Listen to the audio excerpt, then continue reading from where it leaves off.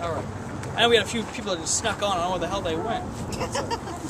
I usually never forget a face, so don't worry. But there it is, of course, the back section. That's expanded 1871. Any guesses what it's expanded on top of what we're standing on partially right now, by chance? What do you think we're standing on partially? What do you think that was expanded on top? Any guesses?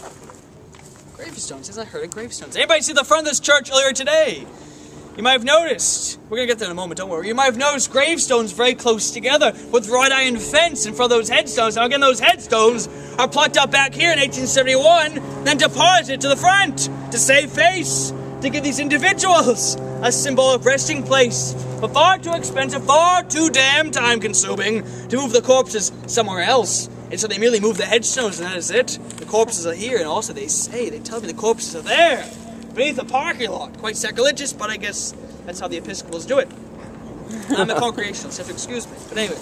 Now again, this place of the land does have a direct tie to our hysteria of 1692. A fellow, Philip English, donates, and now he's very wealthy. He owns 20 trading vessels, has a good home, and of course, being wealthy, one of the first to be accused of witchcraft. And both he and the wife jailed in a Boston dungeon, but luckily they escaped from that dungeon. They live out in exile down in southern New York for about a year or so while our hysteria blows over. And both Philip and the wife Mary get reports in writing from their friends up here in Salem. Their friends say, listen, Philip, listen, wife Mary, stay where you two are down in southern New York. If you come out to Salem, you will surely be tried for witchcraft again. So they heed those warnings, stay down in New York. When the hysteria ends, Philip and the wife, they come up here. When they arrive, nothing is to their name. Ships scattered the seas. His house torn down. His money gone. Why? People thought he was died. Of course, they acquired all for themselves. And to make matters worse, poor Philip's wife Mary, she dies during childbirth. Very good. She's listening. Right this way. Sneak in. Right this way. We're going to get acquainted with a few things. We're going to head down to our next stop in just a bit. Now, I'm supposed to bring my Brown Bess gun. I'm going to shoot that light out because they put it on. It just takes away from the ambiance. It's I don't know why they 2 or so stories tall, 50 feet by 200 feet. It goes down there to the banks of the Nomkeg River, which has been landfilled back over time. And when you enter that large wooden place, you came across a series of coffin cells lining the inside walls of the place. Now, coffin cells were economical oddities, inventions by the sheriff himself. Now, once a witch was accused of being one, that an individual will be brought into a chamber and fitted from head to toe, from side to side, from front to back, in their own personal-sized jail, so with bars about this thick, if not thicker. Imagine standing in a rigid, fixed, upright position like this for weeks, months, even almost a year on end, with hardly any food, water, or relief. Those coffin cells lined the inside walls of the infamously cruel Salem dungeon, which stood right there on that spot, and the sign does read that on 10 Federal, and the conditions, by God, in that place were just horrid.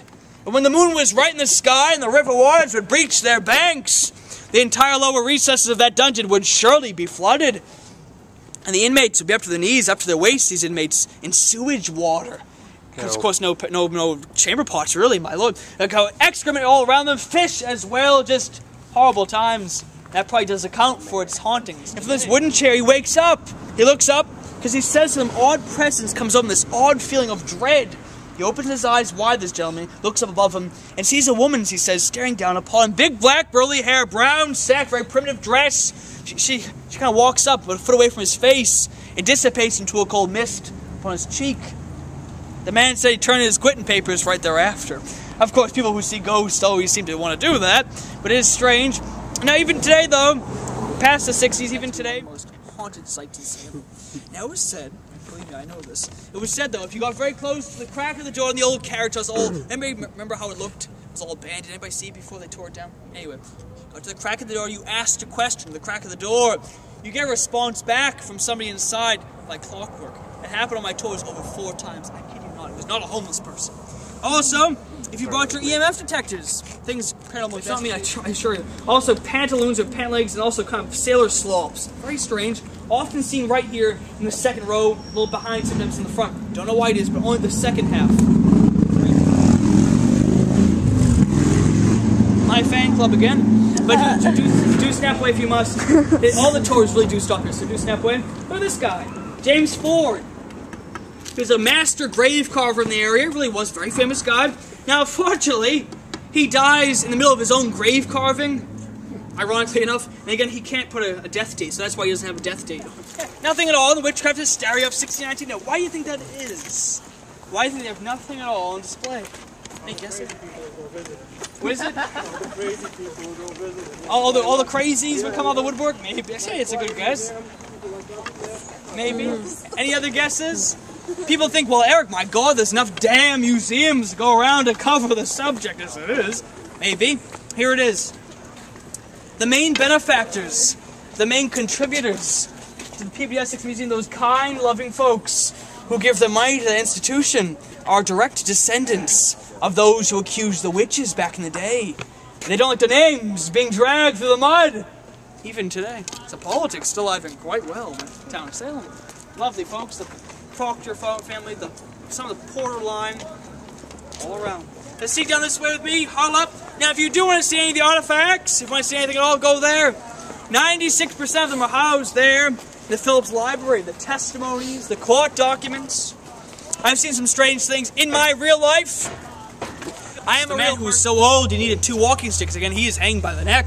They say that those walking sticks in there are carved by his ghost, his spectre, sent out to a young girl, Abigail Williams, as she slept. I've seen the things, incredible. Also, they have the chair of Philip English, the gentleman who digs up that sheriff. They have one of his sitting chairs in there, wealthy fellow.